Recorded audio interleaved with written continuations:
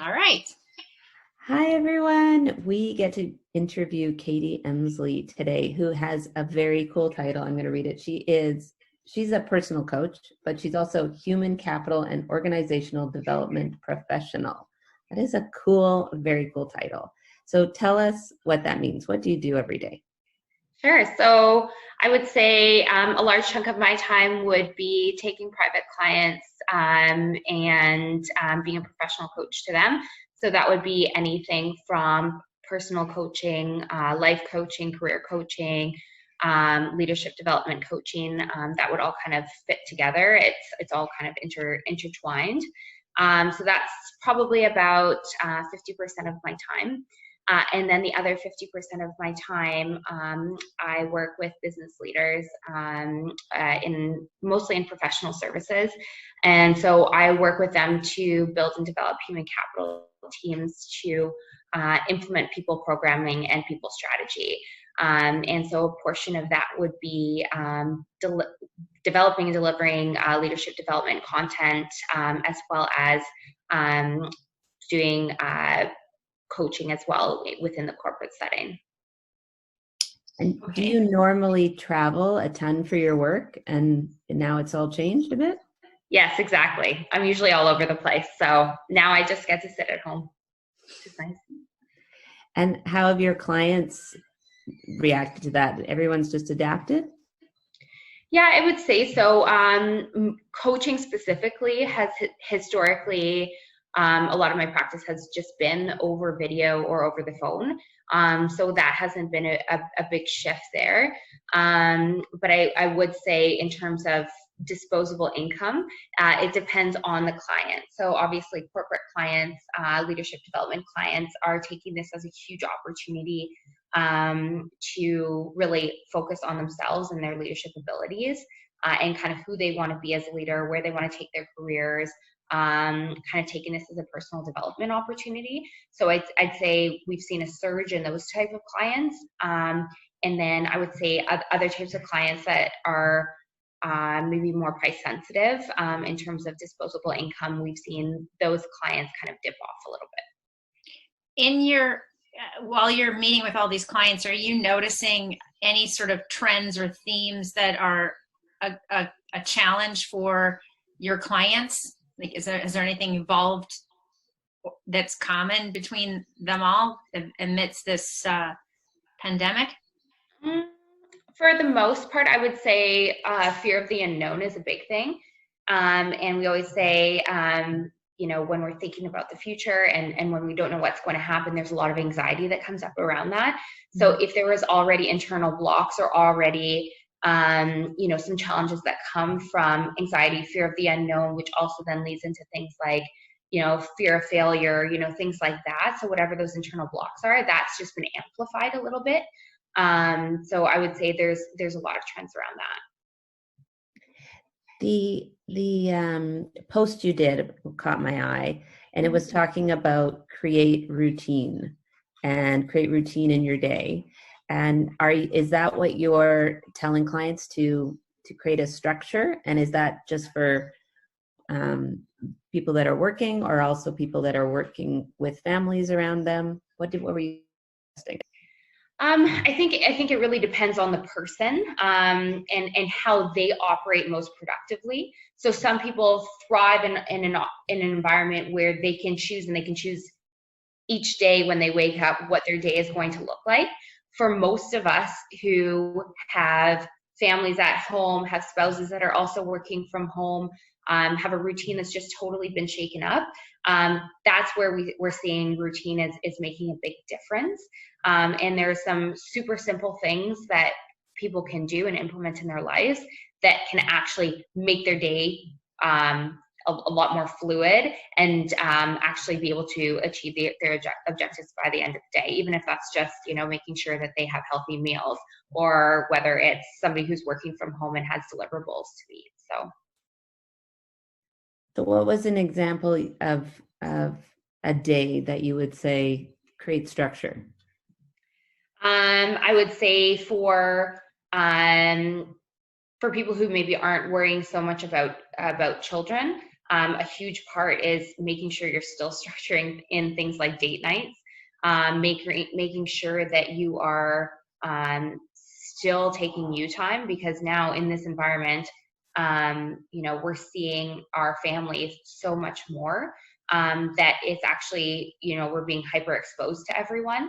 So being able to kind of separate yourself and have some you time, being able to structure in breaks in your day from your work. So a lot of it is actually putting in a little bit of a schedule for accountability, so that you're actually able to, again, if your goals are to get out for a walk in the day, if your goals are to, cook healthy meals, you're actually structuring some of that stuff into your day. I know for a lot of people with families and children at home, a big thing as well is parents having to balance actually being able to take things like phone calls or being on a video together and being able to be professional in that setting as well. And so, one idea is actually just figuring out, okay, between 10 a.m. and 12 a.m., that's when I'm going to do my calls. Or the morning is when I'm going to do my calls, and I'm not going to be on call for my family during that time.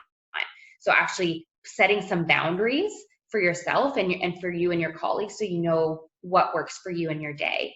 And being able really to have that open communication with your colleagues or your spouse, whoever it is, to be able to set up those opportunities to be successful in the day.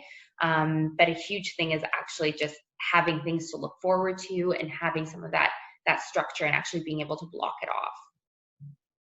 Yeah, I find that you tend to 2 o'clock sneaks up on you so quickly. Yeah. And then you feel like you've, not that it's been wasted, it's just that you've been either immersed in one activity and you're not, it's can be quite, it's depressing. It's gonna be like, I didn't feel like I accomplished all that I wanted to in that day. Yeah. And it can feel overwhelming. It can feel disappointing. It can feel, all sorts of different things for everyone. And so, at least from a coaching standpoint, we encourage everyone to just stop and think about what's going on in their day, what's working for them, what isn't.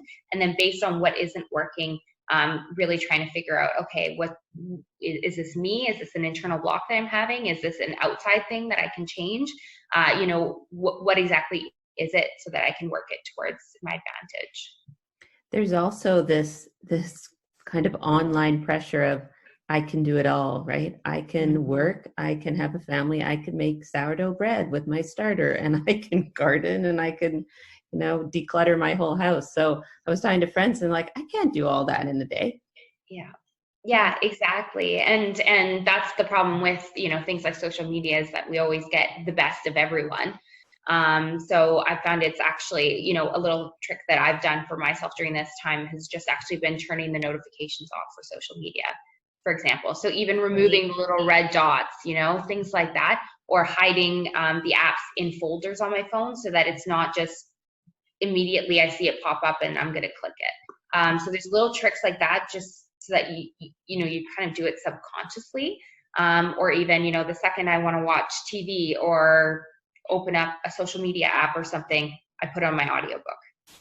So there's things that we can do to kind of trick ourselves. And if we do it long enough, usually they say, I think it's about 21 days, we can actually shift our habits a little bit. So, there's just a few little things like that actually tend to help.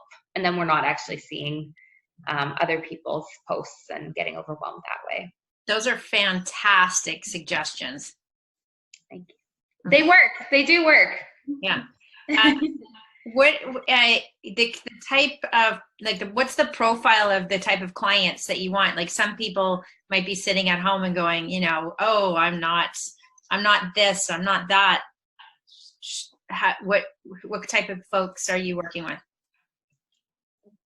I would say in general, they're people going through change, and that could be a professional. It could be someone just starting their career. It could be somebody looking to reintegrate into the workforce. It could be somebody trying to find themselves while being at home with a family. like I really hate to say there's one type of person for coaching, because it's really people who are going through transition and who are committed to personal growth and development. And that can be in the corporate setting, but it doesn't have to be. And so that's even why I like the balance that I have now, for example, because absolutely there is a strength that comes from, you know, being a leader and seeking out coaching, but the leader needs the personal side of coaching just as much as anyone else. So that's what the benefit is that it really is a holistic approach. So of course it would depend, it's always up to the client where we go and where we explore. But I would say in general, it's people going through transition or looking to make changes in their life.